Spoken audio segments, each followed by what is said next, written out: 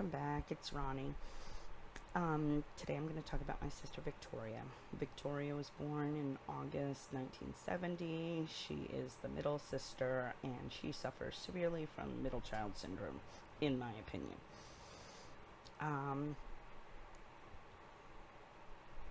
We've always had a tumultuous relationship from as long as I can remember. She loved to tackle me, beat the heck out of me, and because I was so incredibly shy and afraid of everything, she'd win. She was always been bigger than me. I mean, I'm 5'5" and she's 5'8". She's rough and tumble. I'm always been a mommy, I guess you could say. I played with dolls. I was a little girl. She was a tomboy. I mean, not that I wasn't a tomboy, but not to the extent that she was.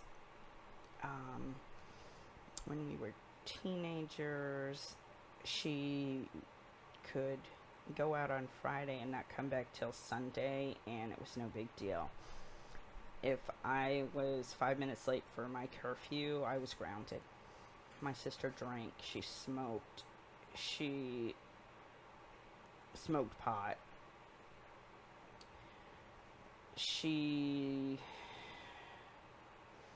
has always been more outspoken and outgoing than I have ever been.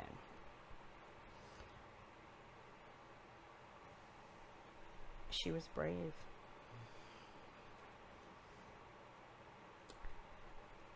When we were, I guess you'd say, adults, she got pregnant and had her son. And for my mom, the sun rose and set on that child.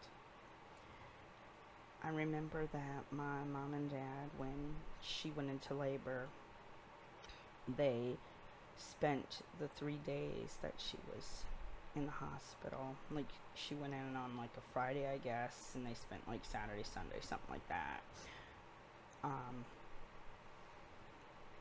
Creating a room for this child. They tore apart this room from the sheetrock out. They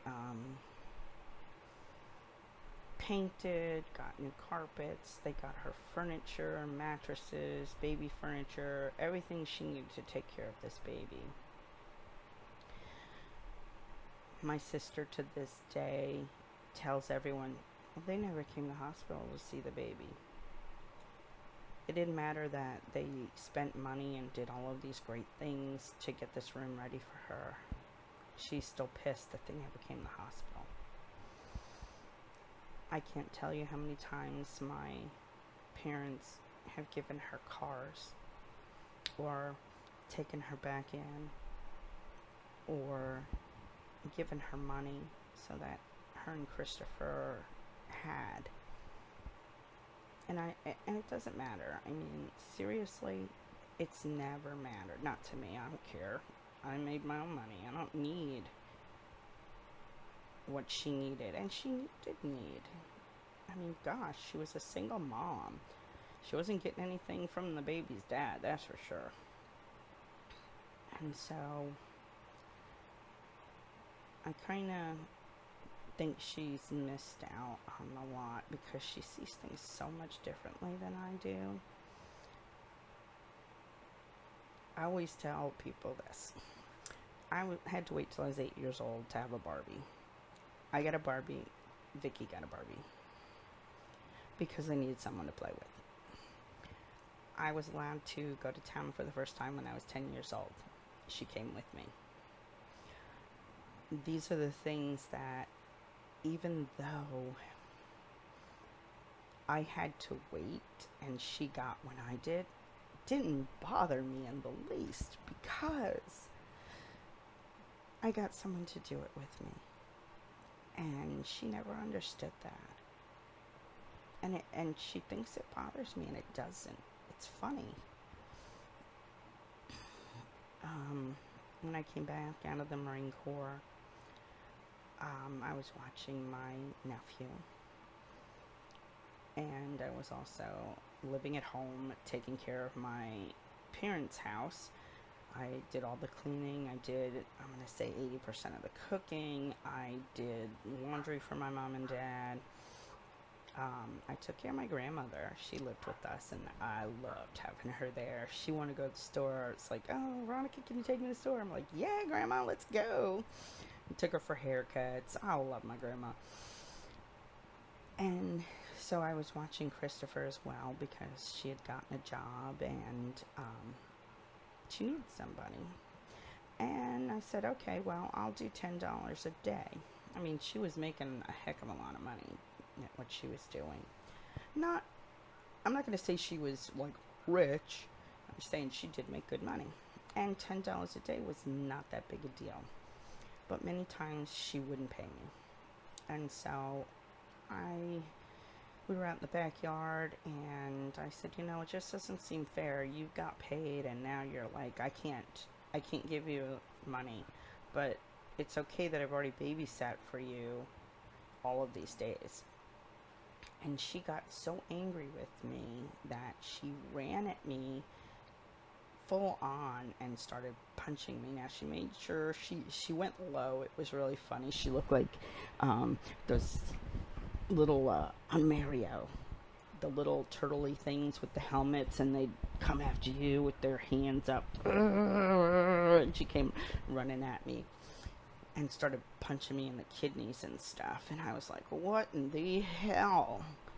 It's like, we're grown women. I'm like 25, 26 years old. What on earth is wrong with you? And she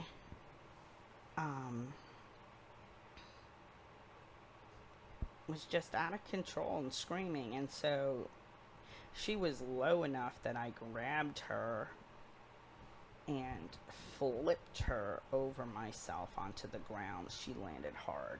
Well, my dad, who had seen the entire fight, screamed at her, and get your kid and get out. Go home. And my parents were like, are you okay? I'm like, I'm fine. And I just went right up to my room, and I was in shock that she attacked me for something that, in my opinion, I didn't need to be attacked over. Now, this is not to say I love my sister. I love both my sisters. I love my entire family. We just don't get along. And it is better that we just stay away from each other. There have been many fights over the years. We're not talking at present. She is better than me. She is above me. And it's life. Her and my sister Michelle were very close. When I went in the Marine Corps and went overseas, they clung to each other. And I think that's good. I'm glad they have each other. It's not me. Now, I'm sure that my attitude has got a lot to do with how we react with each other. I'm not going to say I'm not at fault as well. I just know that you can't mix oil and water, and that's what we are. Now I'm going to say goodbye for now, and I'll talk to you again soon.